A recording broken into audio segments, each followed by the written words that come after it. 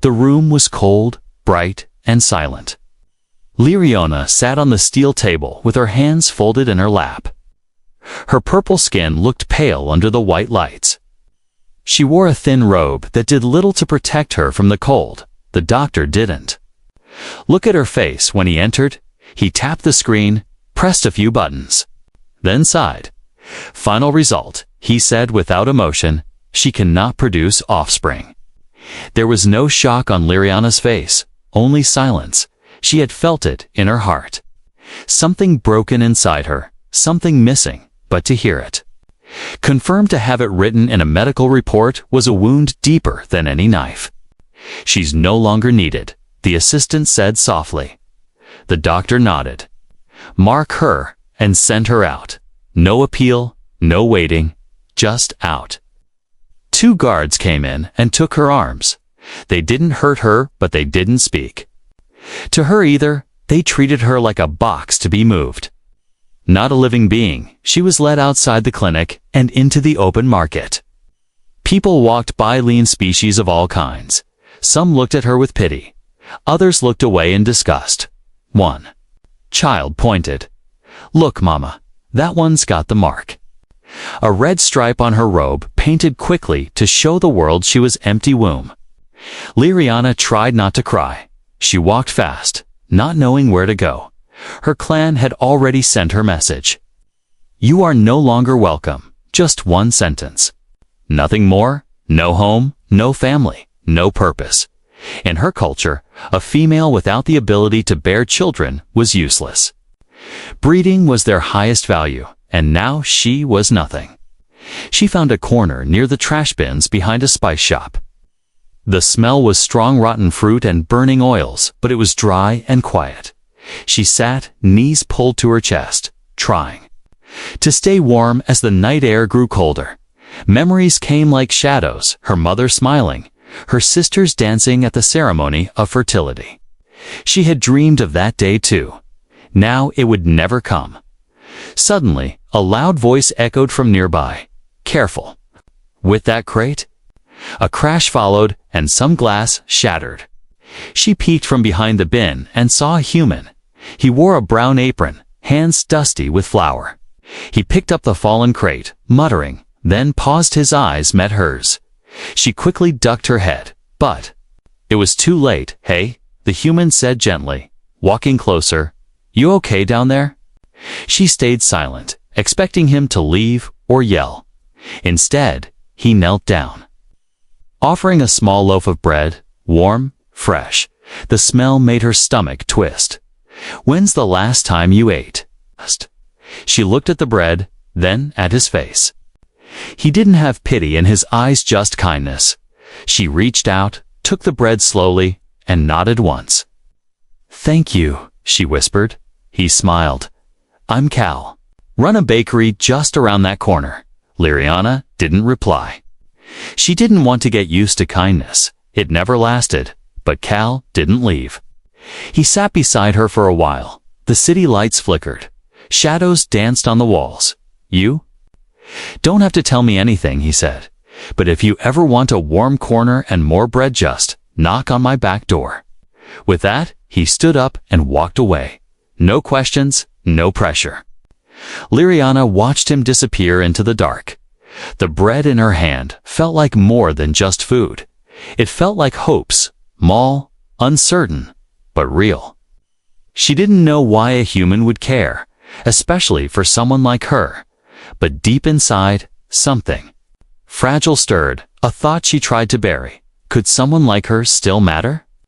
She looked down at her hands. They were shaking, not from cold, but from fear of believing in something again. That night, as she curled up beside the bin with the bread clutched tight, a single tear ran down her cheek. Not of sorrow, but of confusion. The world had broken her, but a stranger had looked at her like she wasn't broken at all. And that was the beginning of something she didn't yet understand. Something that would change her life forever. Morning came slowly. Liriona woke up to the smell of spices and warm bread drifting through the alley. Her body was cold, but the scent pulled her mind away from the ache in her bones. The bread from last night was going to neaten too fast, but the kindness that came with it still echoed in her thoughts. She stood up, brushing off dust from her robe. The red stripes still stained across it like a wound. Her feet moved before her. Mind made the choice, around the corner, down a narrow path. She found the door the human had mentioned, old, metal, slightly dented, just like her. She hesitated. Her hand hovered over the wood. Then she knocked softly, once, then again. The door creaked open, and the same human Cal stood there. His apron was covered in flour, a towel slung over his shoulder. For a second, neither spoke. Then he smiled. "Glad you came." He stepped aside. "Come in. The oven's warm." Liriona stepped inside slowly, her fingers twitching from nerves. The kitchen was alive with smells: sweet rolls, roasted nuts, and something sizzling in a pan. It felt like walking into sunlight after years in shadow. Cal handed her a small cloth to wipe her hands. "Hungry?" he asked. She nodded, still unsure how to speak around the lump in her throat. They sat at a wooden table, old but strong. He placed a warm roll in front of her, then added a cup of steaming broth. Liriona ate slowly, trying not to cry. She couldn't remember the last time someone gave her food just to be kind. When she finished, Cal cleared the table without a word. He worked around the kitchen with a rhythm, slicing, stirring, kneading. She watched in silence until he turned and asked, "You want to help?" Her eyes widened. "No one asks me to do anything," she whispered. He raised an eyebrow. "Well, I'm not no one," he said with a smile. "Start by stirring this," he added, handing her a spoon. Her hands were unsure at first, but the motions slowly brought her calm. The smells, the heat, the bubbling stew was like a song with no words. And for the first time in years, she didn't feel like a burden. Hours passed as they worked together. They said little, but their movements began to match like quiet music between two souls. By the time the sun reached its peak, the back kitchen was full of fresh bread and soft laughter. Then the front door slammed. A woman's voice rang out. "Cal, why is that thing in your kitchen?" Liriona froze, spoon still in hand. The woman, an alien of another kind. Maybe a customer, stood glaring. "She's marked," the woman hissed. "She can't breed. She's useless. You'll ruin your name helping her." Cal didn't flinch. "She's helping me cook," he said, wiping his hands calmly. "She's cleaner, faster, and kinder than most folks who walk in here, but she's nothing." The woman snapped. "She's empty." Liriona felt her legs tremble. She backed away from the counter, hands shaking again. Her eyes searched for the Doreni exit, any place to hide, but Cal stepped in front of her. He raised his voice, not in anger, but in strength. "Get out," he said to the woman. "This is my kitchen, and she belongs here more than you ever will." The woman sputtered, then stormed out, muttering curses. The door slammed behind her. Silence returned, heavy but warm. Liriona stared at Cal, her voice cracking. "Why did you say that?" He turned back to the dough, smiling, "Because it's true." She stared at her hands again, flour still dusting her fingers. "Most don't even look at me," she whispered. "I'm seen as broken." Cal shook his head. "They see with their pride, not their hearts. You're not broken," he said, just bruised. Tears slipped from her eyes. And this time, she didn't hide them. She cried, standing in that tiny kitchen. Because someone had defended her. Because someone didn't see her as worthless. Because someone one had let her feel like a person again. When she finally spoke, her voice was low. "Can I come back tomorrow?" Cal nodded without hesitation. "You can come back every day," he said. "This kitchen could use someone like you." Outside, the sun dipped lower, casting golden light across the windows. Inside, warmth not from the ovens, but from a kind Heart wrapped around Liriana like a blanket. She didn't know where this new path would lead, but for the first time in a long, painful life, she had found a place that didn't just accept her, welcomed her. Liriana arrived early the next morning. The sun had barely risen, and the market streets were still half asleep. She stood at the back door of the bakery, her hands tucked into her sleeves. Before she could knock, the door opened and Cal grinned at her like he had been expecting her all along. "You're early," he said, wiping flour from his hands. "I can't sleep," she answered quietly. "I kept thinking about soup." Cal chuckled. "Then today, you're the chef." Her eyes widened me. He nodded. "I'll make the bread. You make the soup. Fair deal." He handed her a basket of vegetables, roots, spices, some from Earth, some from her world. Liriana had never cooked alone before. Her hands moved carefully, cutting and stirring. Her heart beating fast. She wanted to do it right now. She needed to do it right. As the stew bubbled on the stove, she tasted it, then added more salt, then a little spice. The smell began to spread through the kitchen, warm, rich, welcoming. She looked over at Cal. He was humming a human song while kneading dough. She smiled, just a little. For the first time, she felt safe, but just as she turned back to the pot, a strange hiss came from underneath. The flame was too high. The soup had started to burn. Panic hit her like a slap. She reached to lift the pot, but the handle was too hot. She yelped. The pot slipped, and the soup spilled across the stove and onto the floor. Smoke curled into the air. The smell of burned broth overpowered the kitchen. She stepped back, trembling. She had ruined everything. Cal rushed over, turned off the flame, and looked at the mess. Liriana couldn't breathe. She was sure he would yell, maybe tell her to leave. Her people always did when she made mistakes. "I'm sorry," she whispered. "I'm sorry. I didn't mean to." Her voice cracked, and tears welled in her eyes. "I tried so hard," she said, backing away from him, but Cal didn't shout. He looked at her, then at the burnt mess, and then he laughed. Not a mocking laugh, but a warm, full laugh from deep in his chest. "You just baptized my stove," he said, grinning. "Every great cook burns something once." Liriana blinked in confusion. "You're not mad?" He shook his head. "No, but I'm gonna miss that soup." He bent down to grab a rag, handing one to her. "Come on, chef. Help me clean up your disaster." She took the rag with shaking hands. Slowly kneeling beside him, they scrubbed the floor together, both coughing as the smoke cleared when they finished. Cal stood and poured her a fresh cup of tea. "Next time," he said, "we cook it together." She held the warm cup, tears still shining in her eyes. "I thought you'd send me away." "Why would I do that?" he asked, frowning. "Because I failed." He leaned on the counter and looked at her. "You don't stop being welcome just because you made a mistake. That's not how family works." The word family made her heart thump. She looked down, her voice low. "I don't know what that feels like." Cal didn't say anything for a moment.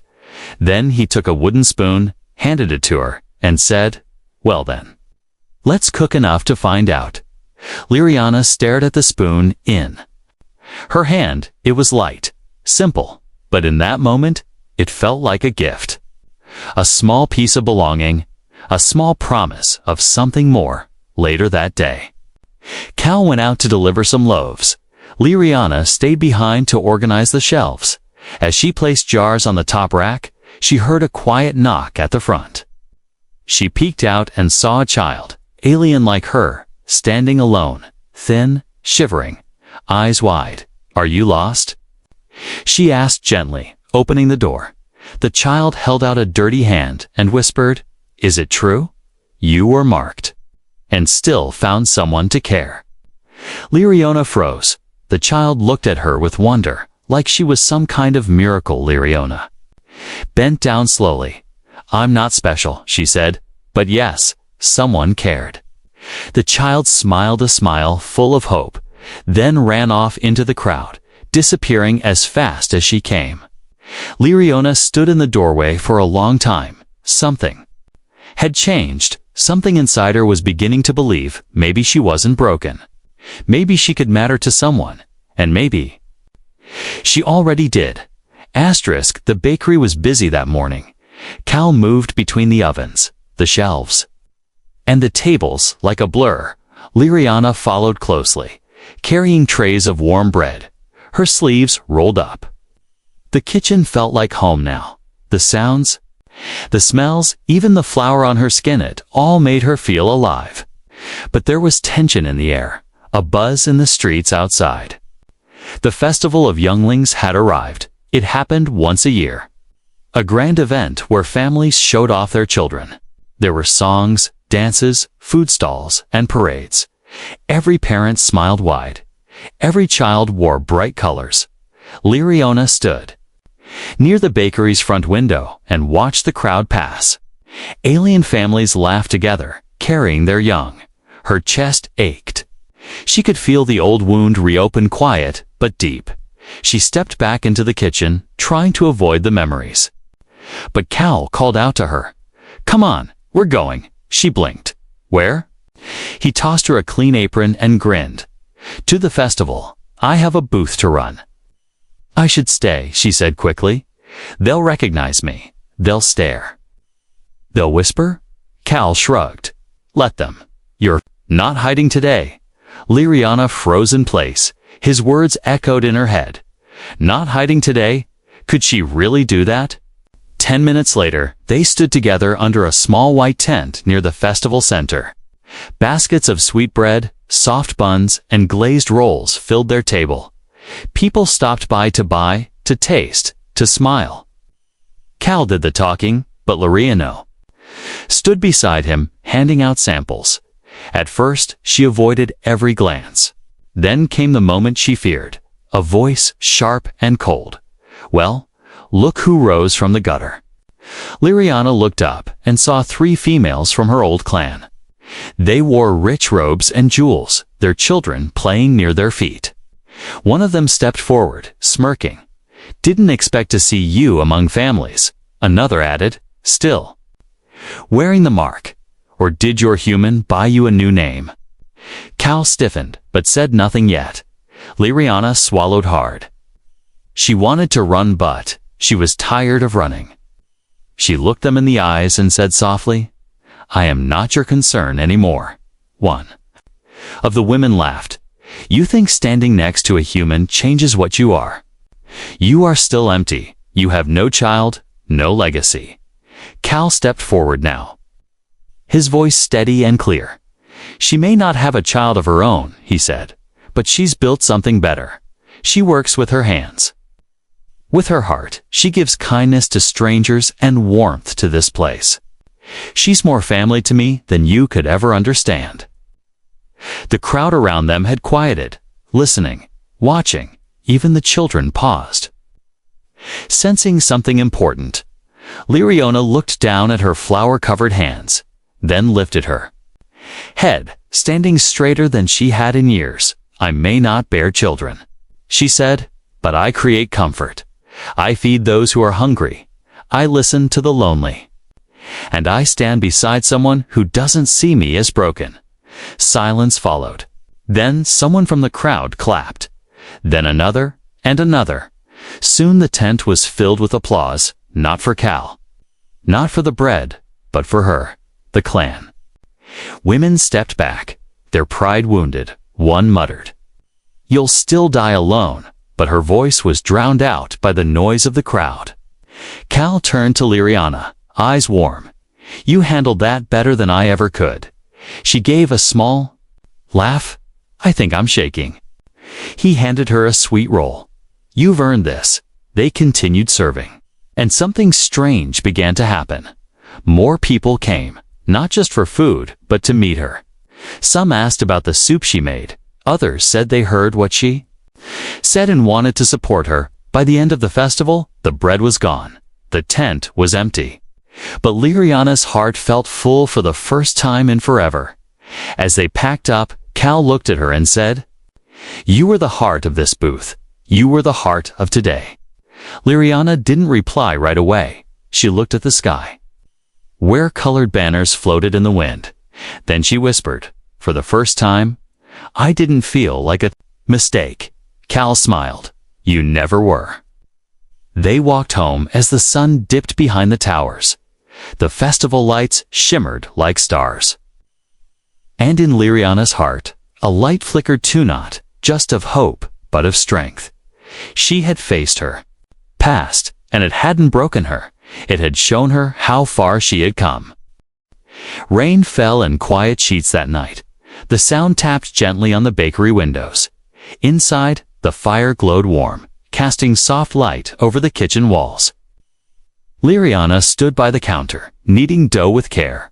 Her fingers moved slowly. Lost in thought, it had been 2 days since the festival, and she still remembered every face that had clapped for her. Cal entered from the back, shaking rain from his coat. "Storm's picking up," he said. Placing his boots near the door, Liriana nodded. "It's peaceful in here."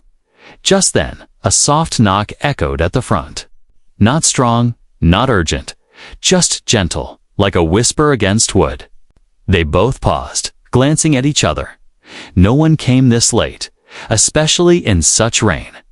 Cal walked to the front door and opened it carefully. A gust of cold wind rushed in, but no one stood there. Then he looked down and froze. "Liriana." He called, voice low. "Come here." She rushed forward. Then her heart nearly stopped. On the doorstep, wrapped in a thin, wet blanket, was a tiny alien infant, barely weeks old, purple-skinned, with soft ridges on her brows, just like Lorena-esque kind.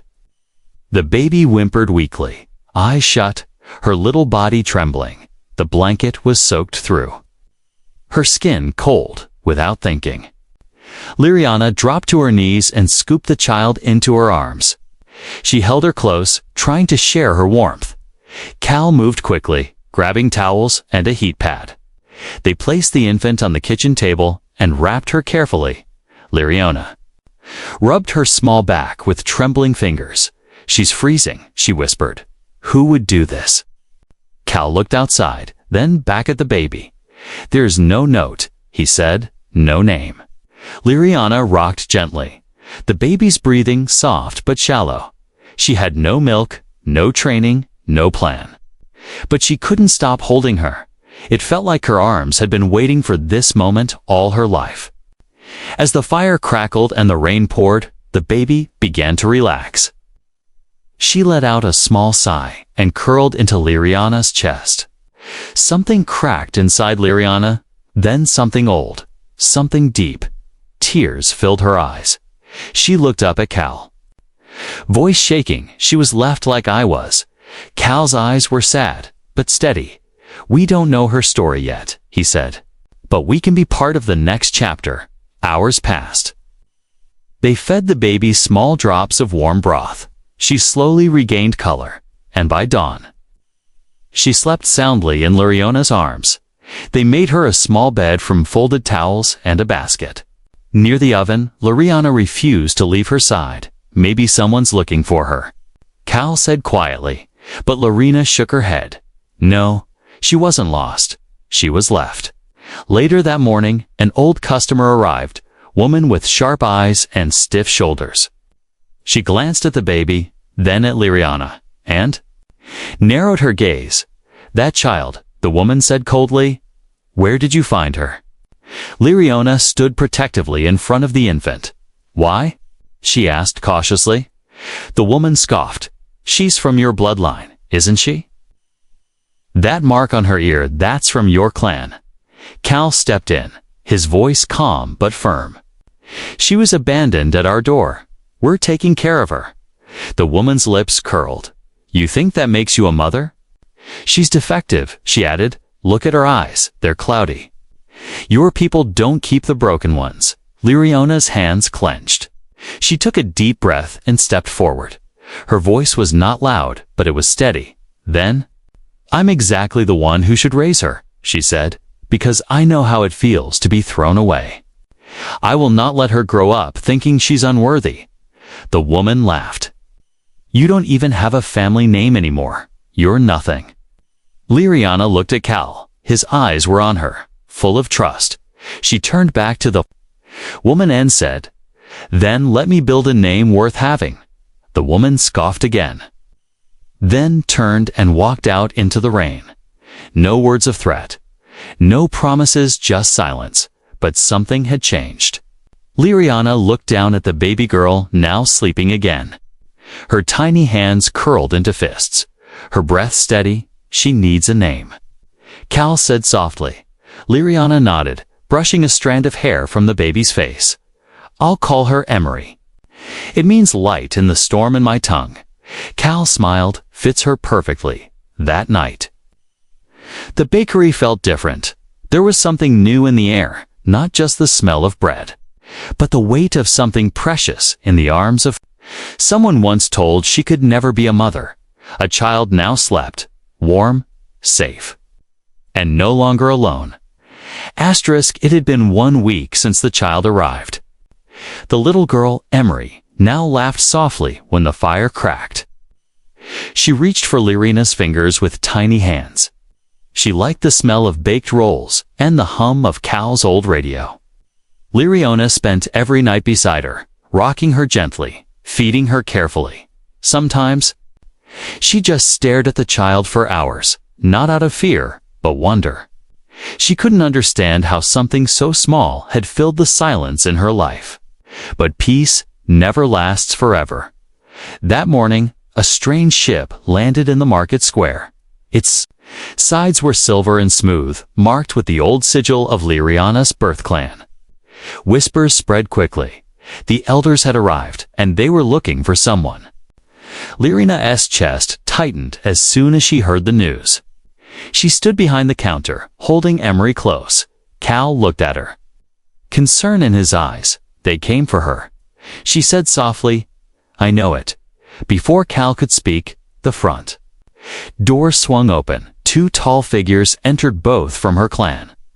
Robes, sharp eyes, colder than winter. We have come for the child, the elder male said firmly. She belongs to the Eshra bloodline. Liriana stood straight. Emery held tightly against her chest. She was left to die, she said, voice calm. You threw her away. She was not abandoned, the elder replied quickly. She was placed where she might survive.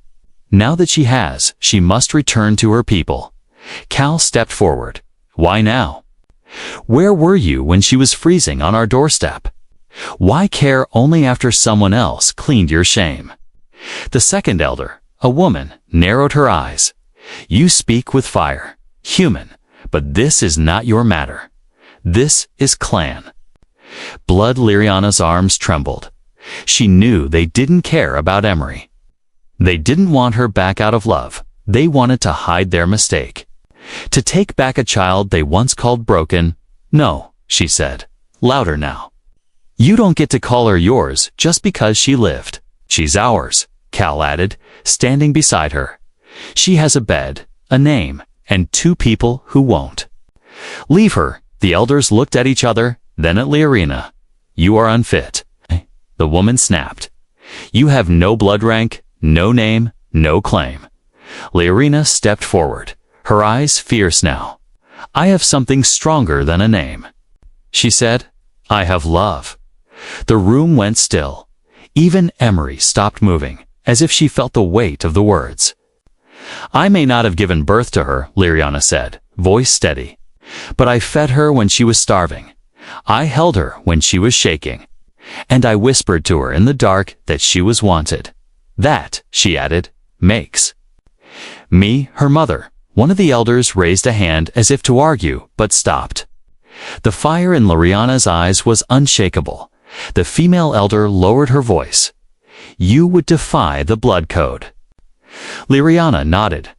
I was born under your code, and you called me empty. Now I live outside your code and I am full. Cal placed a hand on her shoulder. If they try to take her, they'll have to go through both of us.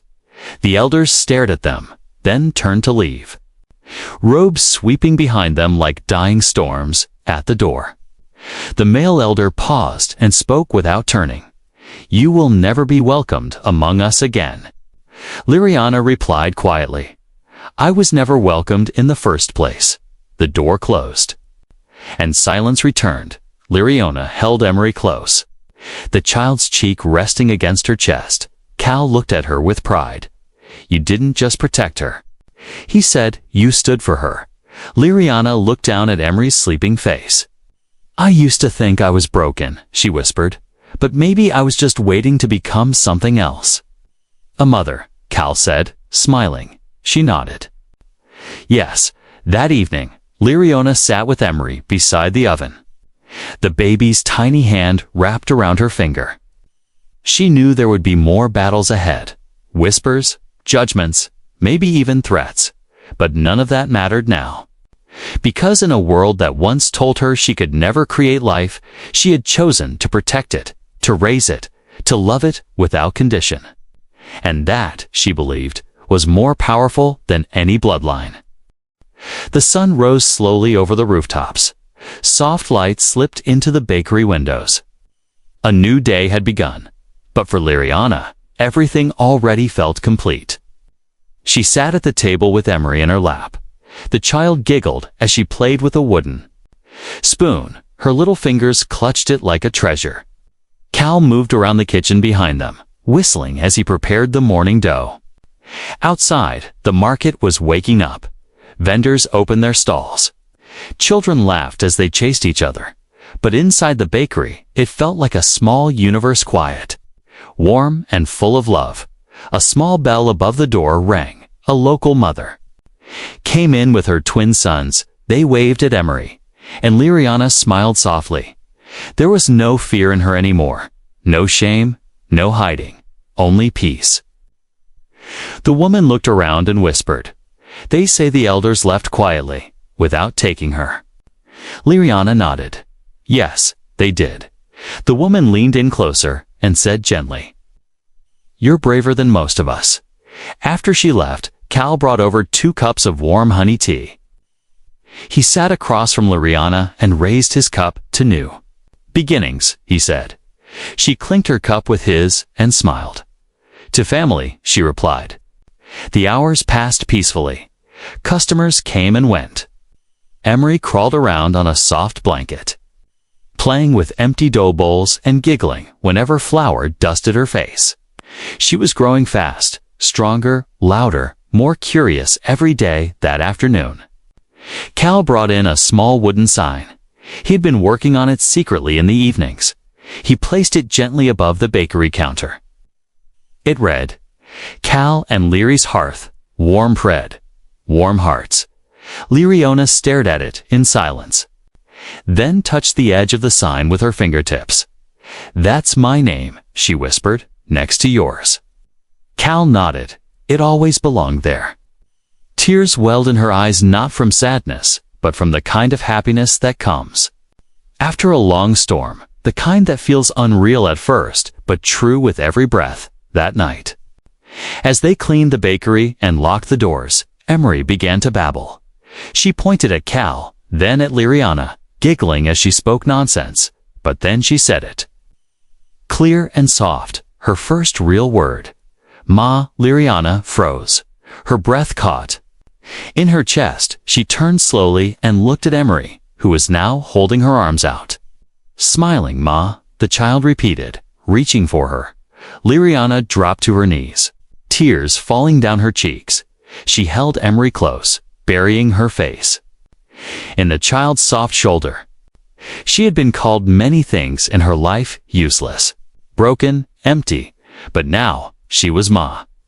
Cal stood nearby, his own eyes shining. He didn't speak. He didn't need to, because in that one moment, everything changed. That one word carried more weight than any title, more honor than any bloodline, more truth than any past. Later that evening, they all sat on the floor together. Emery nestled between them, her eyes slowly closing. Liriana leaned her head on Cal's shoulder.